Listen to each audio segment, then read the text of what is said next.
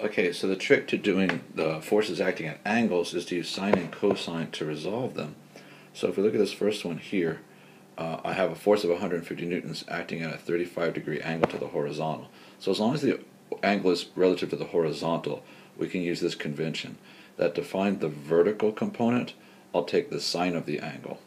So I'm going to say 150 newtons times the sine of 35 is going to give me the vertical component, which in this case is 86 newtons. And to find the horizontal, I'll just do the same thing, but instead I'll say 150 newtons times the cosine of 35, and that's going to give me the horizontal component. That only works if this angle is relative to the horizontal, and I'm going to argue that the best way to do it is to always keep it that way, even if you're not given the horizontal angle. Okay, so if the object is on a frictionless surface, I can ignore friction, which is obviously the case here. So how fast will they accelerate? Well, the sum of the forces causes the acceleration, so sum of the forces equals ma. The vertical and horizontal forces are going to cancel out now. However, since there's no friction force, I can just take the horizontal component of motion, use that as my net force. The mass of it is here, and solve for acceleration. So it accelerates at 2.2 meters per second. Now, if there is friction, sorry guys, in reality there's friction, it makes things a little bit trickier. The first thing I've got to do is I've got to figure out what is the force of friction. To find the force of friction, I've got to figure out what the normal force is. Now remember, this is being pulled down with mg, which is 550. So ordinarily, the normal force would be 550 up. But in this case, it's going to be 550 up minus the 86 part that we're pulling up with. Because if we pulled up with 550, there'd be zero normal force. It'd be all tension force. So the way you solve the normal force is to take the gravitational force minus whatever upward component you have, which in this case is 86 newtons. So if I say 550 minus 86, I get 464 newtons.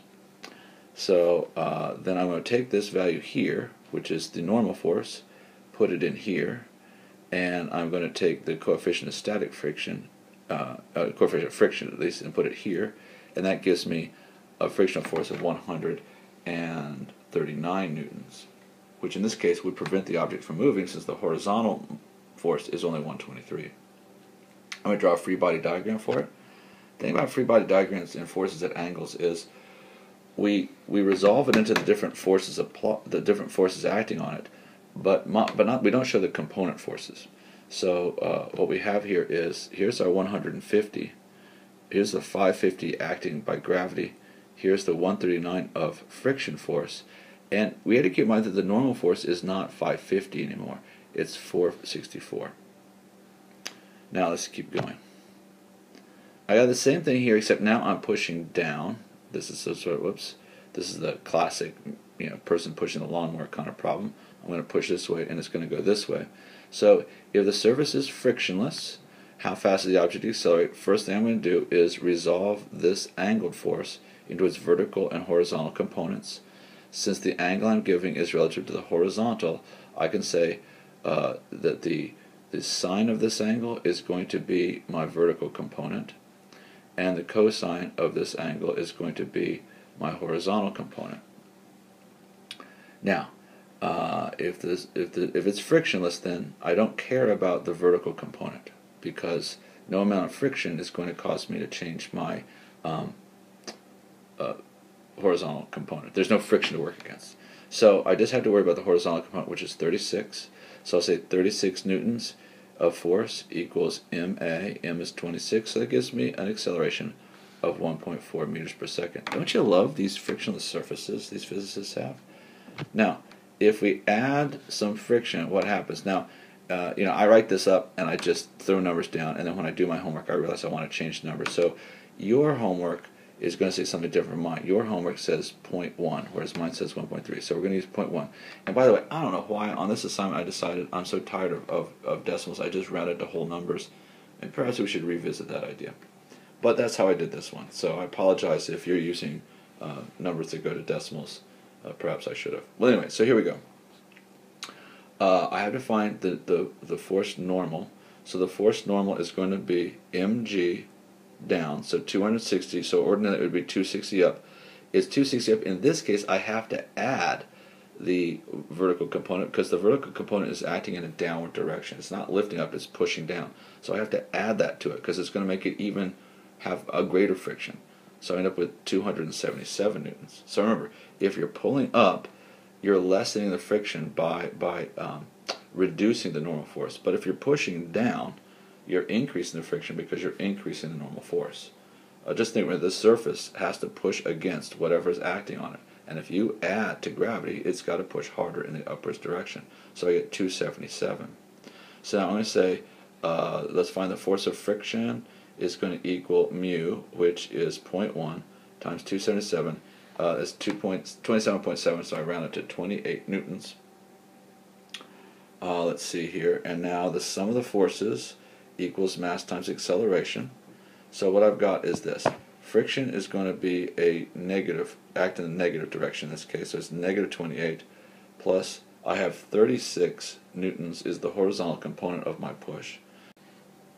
So the way I'll just write this is I'll say negative 28 plus 36 equals my mass times the acceleration, and when I solve that I get 0.3 meters per second squared. Now I did a free body diagram for it. It looks like this. Here is the mg is 260. Force normal is 260 plus the 17 of the downward push.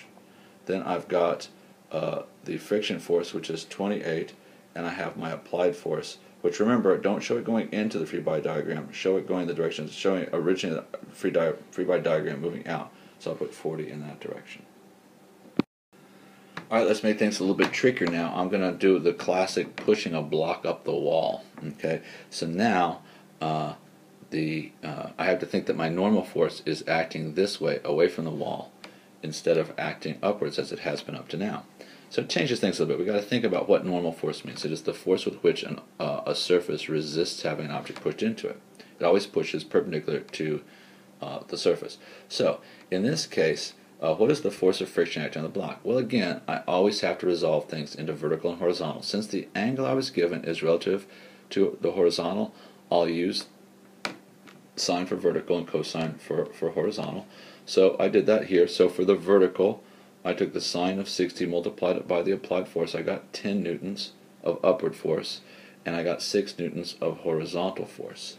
So if I wanted the force of friction, it's going to equal mu, which in this case is 0.2, times the normal force. So since I'm pushing into the wall this way with 6 newtons, the wall must be pushing this way with 6. Gravity's not a factor in this case. And so I come up with 1 newton of friction force. So how fast and which way is the block accelerating? I have to remember that I first find the sum of the forces. So the sum of the forces acting on this block are going to be, well, we have 6 here and 6 here. Those cancel out. Now what I have 20 acting in the downward direction, so I wrote it as negative 20. I have 1 newton of friction force acting in the upward direction, so I wrote it as positive. And I have my vertical component of the applied is 10 newtons, so I also have 10 newtons of upward push. Combine all these together, you get negative 9 newtons. So the overall force is 9 newtons in the downward direction. So now to find the acceleration, the sum of the forces equals mass times acceleration. The sum of the forces is negative 9. The mass is 2 kilograms. So I'm going to solve for acceleration. It's negative 4.5 meters per second, and I forgot to write squared. And my free body diagram will show friction upwards, normal outwards, gravity downwards, and applied force acting at the angle. Let's try our next one. Alright, now what I did differently here was, in this case, I gave you the angle here. I gave you the angle here, which is something that you've got to be ready for. So my solution to this is, rather than change how I find vertical and horizontal, I just say, look, I'm going to take this angle and use it to find the horizontal angle. So I just drew a triangle and said, well, if this is 20 and this is 90, this has to be 70. Right? It's got to add up to 180. So I just go with 70 then. And I find my vertical component of force and my horizontal component of force the way I always do, using 70 instead of 20. So now that I have that, what is the force of friction? Well, the force of friction is going to be, oh, by the way, I changed yours to 45 because otherwise I didn't get the motion I wanted. So sorry for the scribble here. Yours should look a little bit better than that. So the force of friction is going to equal mu times the normal force. Now, in this case, the normal force is going to be the horizontal push against the wall is 15, so the normal force is 15. So when you have a block sliding up a wall problem, you just find the horizontal component, and that is going to be your normal force. There's no other force acting in the horizontal direction. So when I multiply those 15 newtons of horizontal component times mu, I get 3 newtons of friction force. Now, which way it's acting depends on which way the block is moving, so we have to wait for that. How fast and which way is the block accelerating? Well, so let's just see what we're going to do here. The sum of the forces is going to equal, well, let's just see. First of all, I'm pushing up with 42 newtons, and it's coming down with 30. So pretty clear to me that the block is going to accelerate in the upward direction, so that this force is going to have to be a negative force. So I'm going to end up with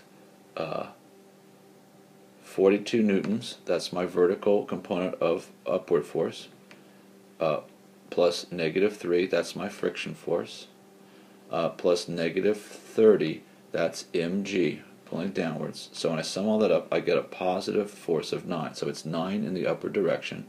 Sum of the forces equals mass times acceleration. So 9 equals 3 kilograms times acceleration. It's accelerating upwards at 3 meters per second squared.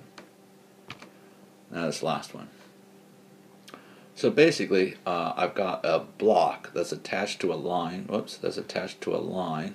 This is going to wind up, and it's going to cause this object to slide across the ground. So it's going to go from A to B. And in doing that, the angle is going to change from 20 to 70. And so let's just see what that does to its rate of acceleration. So, whoops. So how fast does it accelerate in position A? If I want to know how fast it's accelerating, I've got to be able to say sum of the forces equals ma. So I need to know the sum of the forces, which means I need to resolve this 22 newtons into a horizontal and vertical component.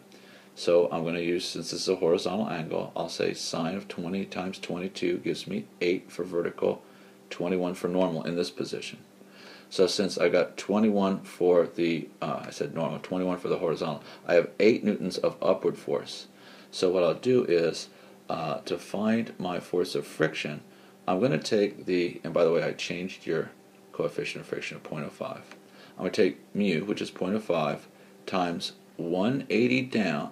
180 down makes 180 up, but remember, since I'm lifting on it, I'm going to subtract the vertical component. So it's going to be 180 minus this 8 of upward force. And when I do that, I get a total of negative 9 newtons of friction force. So that's going to work against it when I try to accelerate it with 21 newtons of positive force. So to find the sum of the forces acting in the horizontal direction, or just the sum of the forces, what I'll get is the sum of the forces equals negative 9 newtons of friction plus 21 newtons of horizontal, which makes it accelerate 12 newtons of force exerted on it. So now I'm going to try to find the acceleration. The sum of the forces equals mass times acceleration. The sum of the forces is 12 newtons in the positive direction. The mass is 18, so the acceleration is going to be 0.67. And since I decided I'm going to round my answers to a whole number, I get 1 meter per second squared. Now, how fast is it accelerating in this position? I do the exact same thing. So I resolve the vertical and horizontal, and notice they flip, right, because this angle here is the reciprocal of that angle there. So I get 21 up and 8 horizontal. So to find the force of friction, I take mu times the normal. The normal is going to be 180 minus 21.